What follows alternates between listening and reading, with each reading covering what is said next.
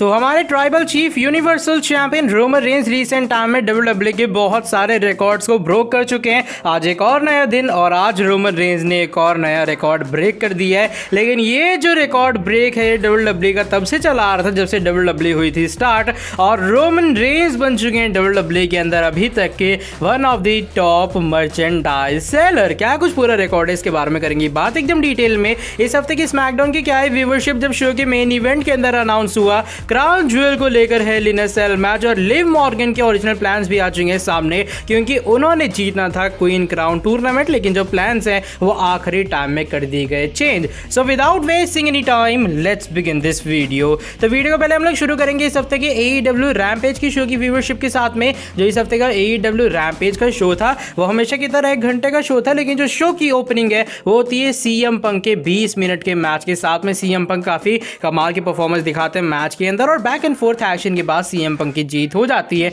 अब बात आती है व्यूवरशिप के बारे में, क्योंकि लगातार पिछले हफ्तों से जो AEW रैम्पेज की व्यूवरशिप वो डाउनफॉल में जा रही थी और इस हफ्ते भी जो रेटिंग्स है वो और भी ज्यादा डाउनफॉल में चली गई हैं, क्योंकि व्यूवरशिप पहुंच चुकी है 4,66,000 यानी ये 466K तक। अभी फिलहाल ये ओवरनाइट व्यूवरशिप है, जो फाइनल व्यूवरशिप है वो आने वाले टाइम में आई गेस मंडे या फिर ट्यूसडे तक रिवील होती हुई नजर आएगी। और जो पिछले हफ्ते की व्यूवरशिप आई थी ओवरनाइट वाली, वहां पर आई थी 5,94,000 और जो फाइनल व्यूवरशिप है उसके अंदर 28,000 का उछाल आया था, यानी कि 6,20,000 के आसपास जो फाइनल व्यूवरशिप है वो पहुंच गई थी। लेकिन इस हफ्ते जो व्यूवरशिप है वो 4,66,000 आई है। और अगर मैं एक प्रेडिक्शन भी करूं फाइनल व्यूवरशिप की, तो I guess final viewership maximum वे में पहुंच सकती है 4,90,000 मैक्सिमम। उससे भी ज्यादा अगर मैं मैक्सिमम करूं तो 5 लाख यानी कि 500K तक जो फाइनल रेटिंग्स है वो पहुंच पाएंगी। अगले हफ्ते AEW ने कहा कि उनका जो रैम्पेज वाला शो है वो स्मैकडाउन के आधे वाले घंटे शो को हराने वाला है। तो देखते क्या होता है अगले हफ्ते। लेकिन इस हफ्ते जो रेटिंग्स है उनमें तो काफी तगड़ा डाउनफॉल आ गया। आज की जो हमारी नेक्स्ट अपडेट है वो लिव मॉर्गन के बारे में जुड़ी है।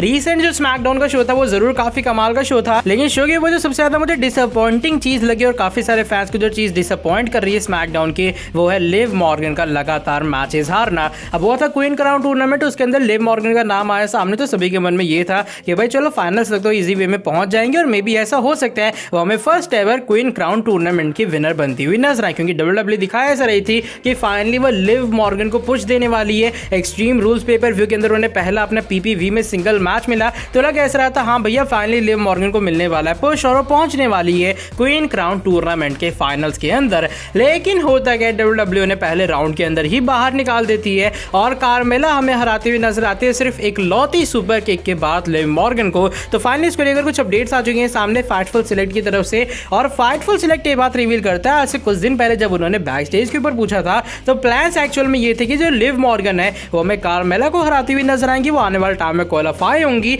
इवन माना ये भी जा रहा था बैक स्टेज के ऊपर कि राइटर्स ने ये बात डिसाइड कर ली कि लिव मॉर्गन ही हमें जीतती हुई नजर आएंगे क्वीन क्राउन टूर्नामेंट। लेकिन ये जो प्लान्स है बस स्मैकडाउन से कुछ ही घंटे पहले चेंज होते हुए नजर आते हैं कि नहीं भाई लिव मॉर्गन हमें इस मैच के अंदर जीतती हुई नहीं नजर आएंगी। जो लिव मॉर्गन है उन्हें पहले राउंड के अंदर ही बाहर कर दिया जाएगा। अब क्या रीजन है अचानक से लिव मॉर्गन के प्लान चेंज होने का, जबकि उन्हें विनर बताया जा रहा था। अब भाई ये तो डब्ल्यूडब्ल्यूई जाने, लेकिन हाँ जरूर डब्ल्यूडब्ल्यूई को इसको लेकर कुछ करने की जरूरत है, वरना लिव मॉर्गन जैसा मैं कहता हूं अपने वीडियोस के अंदर काफी अच्छी सुपरस्टार है, उनके अंदर काफी अच्छी कैपेबिलिटी है। जब फैंस उन्हें सपोर्ट दिखा रहे हैं तो डब्ल्यूडब्ल्यूई को पुश देने में ज्यादा कुछ जाना चाहिए नहीं। अब मे भी ऐसा भी हो सकता है कि डब्ल्यूडब्ल्यूई के पास लिव मॉर्गन के लिए उससे ज्यादा बड़े प्लान्स हो। ऐसा हो सकता है अगर क्वीन क्राउन टूर्नामेंट नहीं तो शायद क्राउन ज्वेल के बाद कोई नंबर 1 कंटेंडर्स मैच वो जीत जाए और उसके बाद डायरेक्ट वे में उन्हें टाइटल अपॉर्चुनिटी मिल जाए। आई नो अब काफी सारे लोग कहेंगे कि भाई लिव मॉर्गन को टाइटल अपॉर्चुनिटी मिल जाए, सुनने में फेरी टेल जैसा लग रहा है, तो दिन में क्यों सपने देख रहा है। लेकिन भाई डब्ल्यूडब्ल्यूई के अंदर चीजों की जो पॉसिबिलिटीज है वो हमेशा सबसे ज्यादा रहती हैं।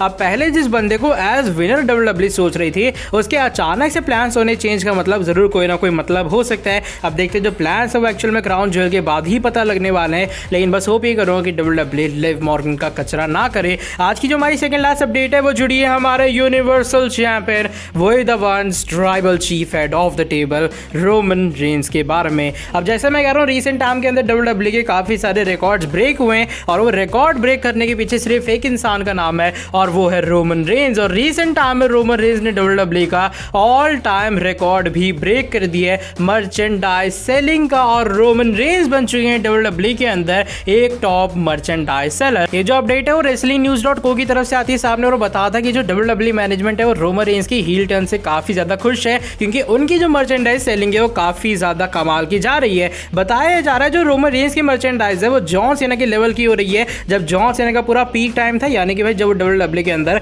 रेगुलर टाइम में कम्पीट किया करते थे। और रिसेंट टाइम में जब जॉन सीना आए थे, वो वाला जो कंपैरिजन है वो रोमन रेंज की मर्चेंडाइज से किया जा रहा है कि दोनों की जो मर्चेंडाइज सेलिंग है वो एक तरह की पूरी बराबर है। और बताया जा रहा है एक सोर्स की तरफ से कि जो रोमन रेंज है वो WWE के अंदर all time top merchandise seller बन चुके हैं WWE के टॉप हील्स रेसलर के अंदर। और ये तब से जब से WWE कंपनी स्टार्ट हुई है। इसका मतलब ये कि WWE जब से स्टार्ट हुई है उसमें जितने भी हील कैरेक्टर्स आए हैं उनमें तब से लेके अब तक सिर्फ रोमन रेंज ऐसा कैरेक्टर है जिसने इतनी ज्यादा मर्चेंडाइज सेलिंग कर दी है। और WWE के इतिहास के अंदर, उनकी हिस्ट्री के अंदर रोमन रेंज एक ऐसे हील कैरेक्टर बन चुके हैं जिन्हें फैंस सबसे ज्यादा पसंद करते हैं। अब सुनने में जरूर वियर्ड लगेगा कि जो फैंस है किसी विलन को इतना ज्यादा पसंद कर रहे हैं, और भाई आप इमेजिन कर सकते हो जब से WWE स्टार्ट हुई है उनमें कितने सारे कमाल की हील कैरेक्टर्स है, लेकिन उनमें से लेके अब तक सिर्फ रोमन रेंज ऐसा है जिसने इतनी ज्यादा मर्चेंडाइज सेलिंग कर दी है। और टाइम पीरियड कितना हुआ है ट्राइबल चीफ को सिर्फ टाइम पीरियड हुआ है 1 साल के अंदर का,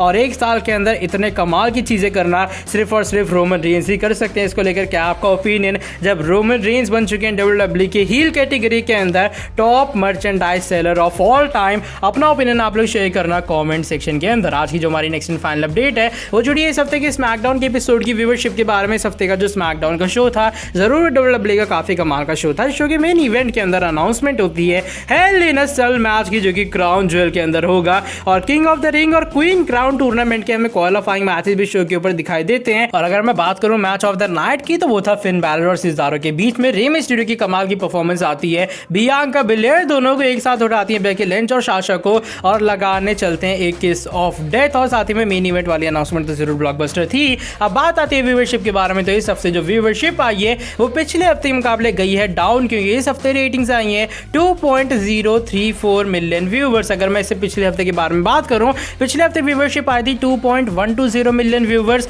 और इस हफ्ते जो व्यूअरशिप है उसके अंदर डाउनफॉल जरूर आया है। लेकिन एक जो चीज हर हफ्ते देखने लायक रहती है वो ये कि जो स्मैकडाउन की रेटिंग्स है वो काफी ज्यादा कंसिस्टेंट है। यहाँ पर हिसाब ये नहीं है कि इस हफ्ते 2.2 मिलियन आई और पिछले हफ्ते 1.6 मिलियन चली गई, ऐसा कुछ व्यूअरशिप के अंदर डाउनफॉल नहीं आता है। बल्कि जो व्यूअरशिप है 16 जुलाई के स्मैकडाउन के शो से लगातार 2 मिलियन आ रही है, जो कि WWE के लिए, स्पेशली स्मैकडाउन के लिए, फॉक्स नेटवर्क के लिए जरूर एक बहुत ही ज्यादा बड़ी अचीवमेंट है। अब देखते हैं जो आने वाला फ्राइडे नाइट स्मैकडाउन का एडिशन होने वाला है वो FS1 नेटवर्क के ऊपर होगा, यानी कि वहां जो रेटिंग्स है 1 मिलियन के अराउंड आने वाली हैं। तो AEW के हेड टू हेड कंपटीशन में होने वाला मजा आएगा अगले हफ्ते भी। और आज की वाली वीडियो बस यहीं तक थी। अगर आपको ये वाली वीडियो पसंद आई, आप लोग कर देना नीचे वीडियो को लाइक, सब्सक्राइब करके बेल नोटिफिकेशन को ऑन कर देना। आने वाले टाइम में ऐसी और भी कमाल की एंड फ्रेश अपडेट्स के लिए मिलता हूं आपसे आगे नेक्स्ट वीडियो के अंदर काफी जल्दी। Till then bye bye, take care.